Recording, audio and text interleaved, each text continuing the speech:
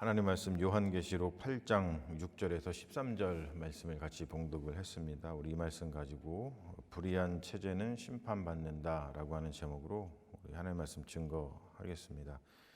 요한계시록 11번째 시간인데요. 우리가 지난 시간에 조금 살펴봤습니다만 그 기도에 대해서 이야기를 했죠. 계시록이 가르쳐 주는 기도는 굉장히 파워풀합니다. 기도는 하나님이 역사에 개입하시도록 하는 촉진제 역할을 한다. 이런 것들을 가르쳐 주고 있죠. 물론 하나님의 주권을 우리가 침범하지 못하지만 사랑의 하나님은 이렇게 불타는 가슴, 그 가슴이 울부짖는 그 기도를 들어주신다라는 것을 요한계시록에서 우리들에게 가르쳐 주고 있습니다. 그 말은 뭐냐면 우리의 기도는 잡신한테 드리는 기도가 아니라는 거예요. 우리가 기도를 할 때 잡신한테 드리는 기도처럼 기도를 하면 우리가 하나님을 잡신 취급하는 것이죠. 우리가 하나님을 그렇게 잡신 취급하지 말라는 것이죠. 온 우주를 지으시고 또 다스리시는 하나님께 드리는 기도는 하나님께 드리는 기도다워야 된다는 거예요. 여러분, 그래서 우리 그리스도인들은 이 기도를 좀 배울 필요가 있습니다. 이 잡신에게 드리는 기도와 우리 하나님에게 드리는 기도는 이게 좀 다르죠. 완전히 질적으로 다르기 때문에 우리가 기도를 배워서 우리의 기도가 하나님께 드리는 기도다운 기도, 그런 기도가 되도록 우리의 기도를 좀 잘 보살필 필요가 있죠. 오늘 말씀 보면은 7나팔 이야기가 나와요. 7천사가 이제 7나팔을 부는데 한꺼번에 부는 것이 아니고 한 천사가 한 나팔을 불고 또 다른 천사가 한 나팔을 불고 해서 이렇게 7개의 나팔이 하나씩 차례대로 이제 불어지는 그런 이야기들을 우리가 봅니다.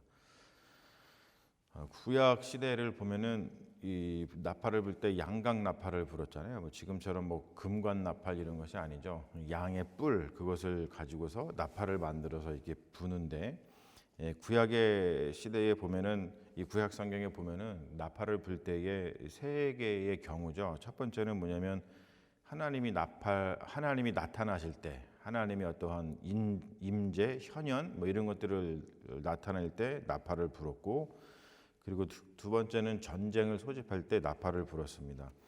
그리고 세 번째는 회개를 촉구할 때 또 나팔을 불었죠.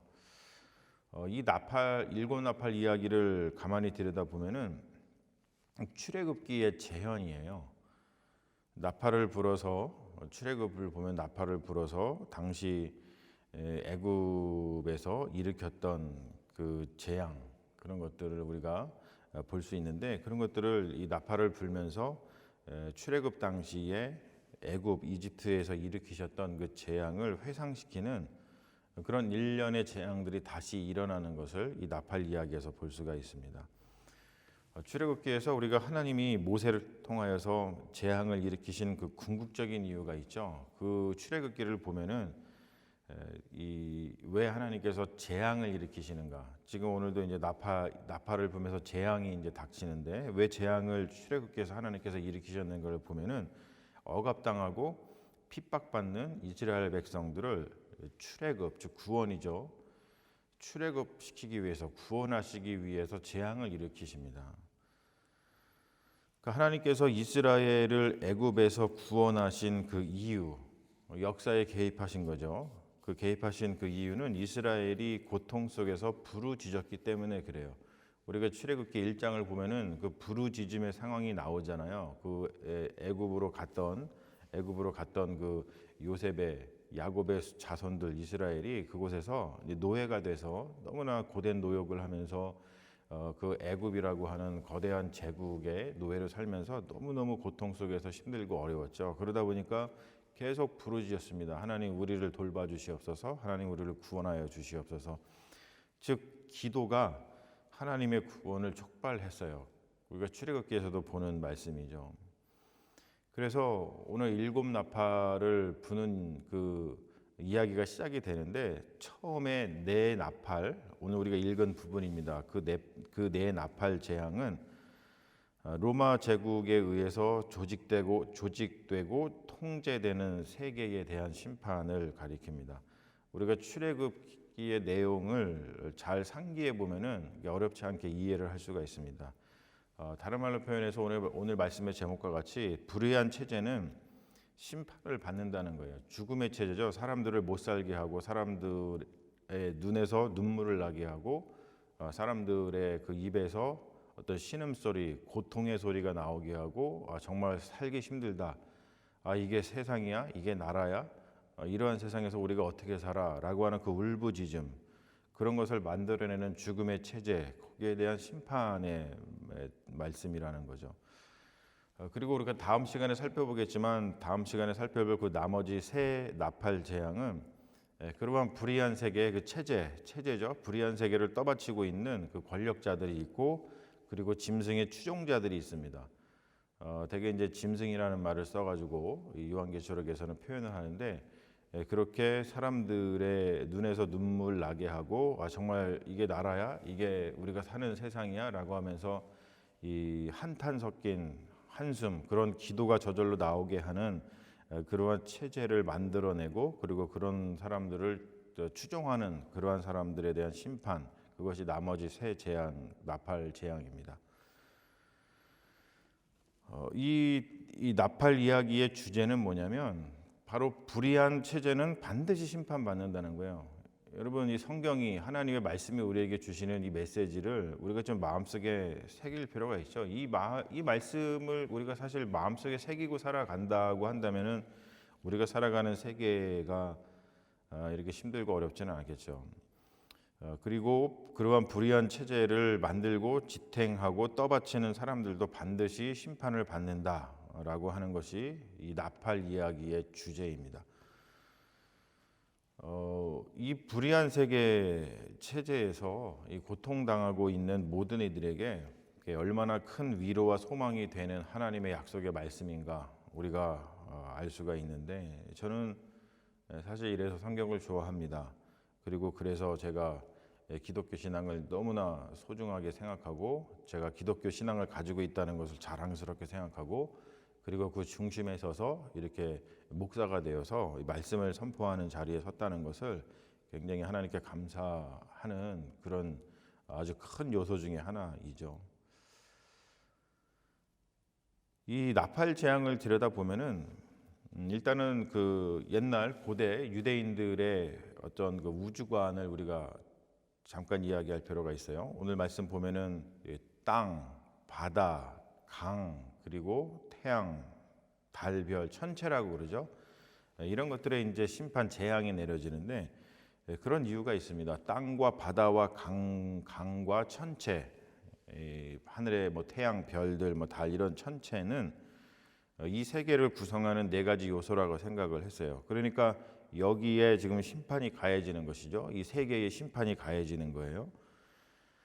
그래서 이 재앙을 통해 가지고 하나님께서 그 당시 이 요한이 살고 있었던 시대에 울부짖음이 많았던 이 시대, 로마 제국에 대한 심판이고, 그리고 그 안에서 그 로마 제국에서 어떤 출애굽의 역사를 다시 일으키시는 하나님의 그 구원의 역사가 여기서 이제 벌어지고 있다는 것을 우리에게 알려주는 것이죠. 그러니까 한마디로 얘기해서 죽음의 체제에서 탈출해라. 그런 죽음의 체제에 저항해라, 이런 메시지를 주고 있는 거예요.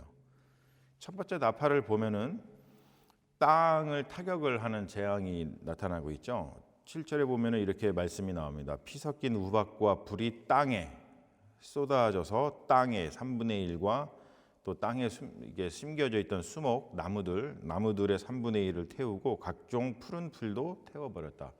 땅에 존재하는 3분의 1이 다 타버렸다는 거예요. 자, 벌써 이것은 출애굽의 그 7번째 재앙을 연상시키는 거죠. 그리고 3분의 1만 태운 것은 아직 3분의 2가 남았다는 뜻인데 이것은 아직 회개할 기회를 하나님께서 주신다라고 하는 뜻입니다. 그리고 3분의 1이라고 하는 표현도 그냥 이 요한이 막 아무렇게나 지어낸 이야기가 아니고 에스겔 5장에 보면은 똑같은 표현이 있어요. 거기도 재앙을 하나님께서 내리실 때 3분의 1에 대해서 재앙을 내리시고 3분의 2는 남겨놓으십니다.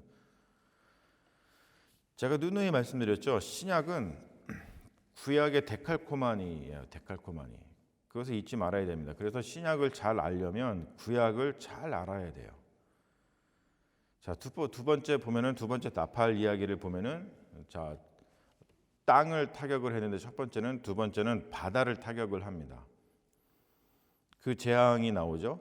8절에 보면 불 붙은 큰 산과 같은 것이 바다에 던져짐에 그렇죠. 바다에 딱 던져집니다.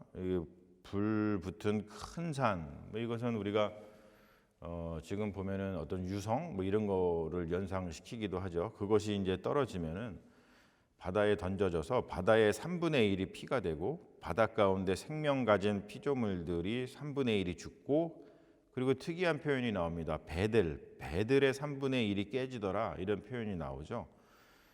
자, 이것은 출애굽기에서 나오는 그 첫 번째 재앙을 연상을 시키는 건데 특별히 배들의 3분의 1이 깨진다라고 하는 표현은 왜 요한이 이렇게 이야기를 하냐면 이 배들은 뭐냐면은 로마의 식민지에서 로마가 그 자원을 그 로마로다가 운반하는 그 무역선들을 가리킵니다. 그러니까 그런 어떤 다른 나라를 못 살게 굴어서 착취를 하고 그 체제를 유지하는 그 로마 제국의 그러한 불의한 체제에 대해서 심판을 하나님께서 가하신다라고 선포하는 것이죠. 그리고 세 번째 나팔을 보면은 강과 샘을 타격을 하는 재앙이 일어나요. 10절에 보면은 횃불같이 타는 큰 별이 하늘에서 떨어져 강들의 3분의 1과 여러 물샘에 떨어졌다. 출애굽기 이것도 첫 번째 재앙을 연상을 시키는데 특별히 이 말씀에는 보면은 쑥에 대한 이야기가 나와요. 쑥은 뭐냐면은 우리가 이게 쓴맛을 내는 어떤 식물의 이름이죠. 사실 우리가 뭐 쑥으로다가 떡을 만들어서 먹기도 하고 그렇지만 그거랑 우리가 지금 한국 사람이 먹는 쑥하고 그 이스라엘에서 나는 그 쑥이라고 이름 붙은 거하고 똑같은 어떤 뭐 풀인지 아닌지는 잘 모르겠습니다만 아무튼 그것이 이제 쓴맛을 내는 거예요. 특별히 뭐 잠언에서도 보면 비슷한 얘기가 나와요. 나중은 쑥같이 쓰고 두 날 가진 칼같이 날카롭다. 뭐 이런 이야기를 하면서 말씀을 전하는데 쑥물로다가 심판을 하시는 것이죠. 그러니까 사람들이 그 물이 쓰니까 먹지 못하잖아요. 예레미야 9장에 보면은 하나님께서 이 물을 쓰게 만드셔가지고 심판하시는 그 이야기가 나오는데 뭐라 그러냐면 예레미야 9장에 보면은 그러므로 만군의 여호와 이스라엘의 하나님께서 이와 같이 말씀하시니라 보라 내가 그들 곧 이스라엘에게 쑥을 먹이며 독한 물을 마시게 하겠다 그럽니다. 쓴 물을 마시게 한다는 거예요. 하나님의 심판의 한 양상을 가리키는 겁니다. 자, 마지막으로 네 번째 나팔을 보면은 천체를 타격을 하고 있잖아요. 해와 달과 별 3분의 1이 타격을 받아서 그 3분의 1이 어두워지니 낮 3분의 1은 비추임이 없고 밤도 그러하더라.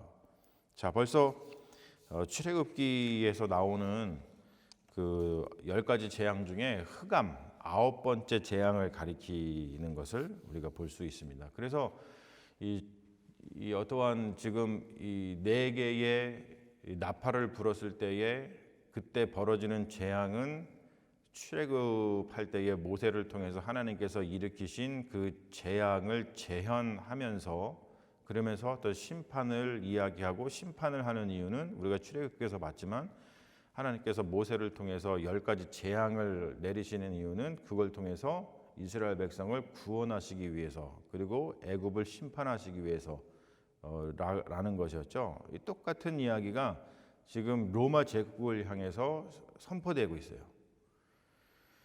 그러면은 여러분 이것이 당연히 지금 시대에도 그렇게 선포가 되겠죠. 지금 시대도 우리가 살아가면서 어떤 불의한 체제, 불의한 사람들, 그래서 사람들의 눈에서 눈물을 나오게 하는 그 체제를 만들어가는 사람들, 그런 나라를 만들어가는 사람들, 그런 제국을 만들어서 괴롭히는 사람들, 불의한 체제는 심판을 받는다라는 것이 이 7 나팔 이야기의 메시지입니다. 4가지 나팔 재앙은 강력한 것이지만 최종 심판이 아니라 그랬어요. 왜냐하면 3분의 1만 심판을 받고 나머지 3분의 2는 남아있기 때문에 그렇습니다. 이 재앙은 불의한 체제에 대한 경고라는 것이죠. 폭력과 착취와 불법으로 땅과 바다와 강과 그 천체, 저 하나님이 아름답게 만드신 이 세계를 오염시키는 불의한 자들, 이 요한계시록에서는 로마 제국을 가리킵니다. 거기에 대한 비판과 경고의 말씀이라고 하는 것이죠. 여러분, 이것은 우리가 헷갈리지 말아야 되는 것은 뭐냐면 자연 재해를 말하는 것이 아니에요. 지금 이렇게 이 나팔 이야기를 보고 그리고 지금 일어나는 어떤 그 자연의 재해를 보면서 이것을 똑같이 이렇게 매치시켜 가지고 저 자연 재해 봐라, 저렇게 하나님께서 지금 심판하신다, 이렇게 얘기하면 안 되죠. 왜냐하면은 자연재해의 피해를 입는 사람들은 대부분 안전하지 못한 지대로 밀려난, 그런 안전하지 못한 지대에서 사는 그런 가난한 사람들이에요. 우리가 알다시피 부자들이라든지 권세 있는 자들은 안전지대에 살기 때문에 자연재해의 피해로부터 비교적 안전하다고 하는 것이죠. 그래서 우리가 기후변화 문제를 공부해봐서 알지만 땅과 바다를 오염시키는 것은 부자 나라들, 부자들이죠. 가난한 나라와 가난한 자들은 탄소 배출 자체를 많이 하지 않습니다. 그래서 우리가 늘 보지만 사고는 부자 나라, 부자들이 치고 그 뒷감당은 가난한 나라, 그리고 가난한 사람들이 하는 그러한 체제, 지금 우리가 살고 있는 체제도 마찬가지입니다. 그러한 체제를 하나님께서 불의하다 말씀하시고 돌이켜라 라고 말씀하시는 것이죠. 요즘에 미국이라든지 또 우리 한국의 어떠한 정치 상황을 한번 보십시오. 되게 그렇잖아요. 사고는 그 권력자들이 치고 뒷감당은 국민들이 합니다. 여러분, 이게 현실이죠, 현실. 우리가 살고 있는 이 체제가 여전히 이 요한계시록에서 말씀하고 있는 이 체제와 전혀 달라지지 않았어요. 그래서 사실 교회가 더 필요하고, 그래서 그리스도인들이 더 믿음 안에서 살아야 되는 것이죠. 우리는 정말로 불의한 체제, 불의한 세상에서 살고 있습니다. 그래서 굉장히 그런 것들을 돌아다 보면은 절망스럽죠. 하지만 여러분, 절망할 필요가 없다는 거예요. 하나님의 말씀을 이렇게 요한계시록을 통해서 하나님의 말씀을 받는 사람들은 이렇게 불의한 체제에서 살고 불의한 세상에서 살고 있다는 것에 대해서 절망할 필요가 없습니다. 절망하지 말고 우리가 분개하면서 저항하면서 불의한 체제는 반드시 심판받는다라고 하는 이 하나님의 그 약속의 말씀을 우리가 붙드는 것이 중요하다는 거예요. 그러므로 여러분, 우리가 그리스도교 신앙, 기독교 신앙을 갖는다는 것은 뭐냐라는 것을 생각할 때 이 요한계시록에서 말씀해주고 있는 신앙의 본질이 뭐냐면 불의한 체제에 저항을 하고 그리고 생명을 살리는 체제, 그러니까 죽음의 체제를 몰아내고 생명을 살리고 사람들이 정말 우리는 하나님 나라에 사는 것 같아라고 하는 그 사랑의 나라, 하나님의 나라, 생명을 살리는 체제, 그것을 세우려는 노력을 기울인다는 것과 같은 말이라는 거예요. 여러분, 그것이 하나님의 뜻이고 하나님의 정의이고 하나님의 사랑입니다.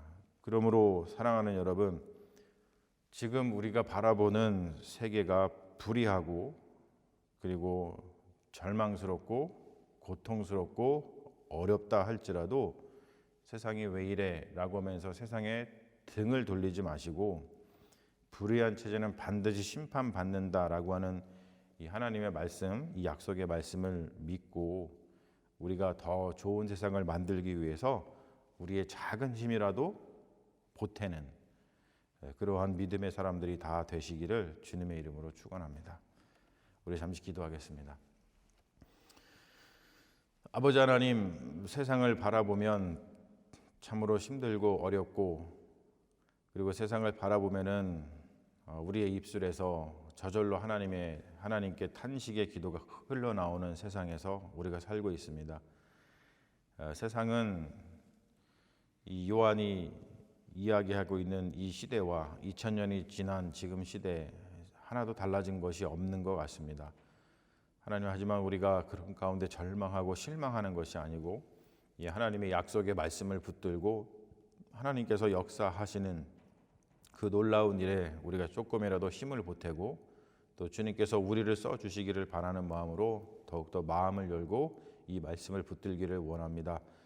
힘들고 어려울수록 주님 말씀을 우리가 굳건하게 붙들게 하여 주시옵시고, 우리가 신앙을 갖는다는 것, 이러한 불의한 체제에 저항하면서 하나님 나라, 사랑으로 역사하시는 그 생명의 나라를 조금이라도 더 우리가 품고 세상에 세워보려고 노력하는 것이오니, 아버지 힘주시고 능력 주셔서 우리가 하나님과 동행하는 삶을 살게 하시고, 하나님께서 하시는 일에 우리도 열심을 다해서 함께 동참하는 믿음의 자녀들이 되게 하여 주셔서 눈물을 흘리는 이들에게 희망이 되어주고, 하나님께 애통하는 마음으로 기도하는 자들에게 위로를 주고 소망이 되는 믿음의 교회를 세워나가고 믿음의 사람이 될 수 있도록 역사하여 주시옵소서. 주님께서 우리와 함께 하실 줄로 믿으며 우리를 구원하신 예수님의 이름으로 기도합니다. 아멘.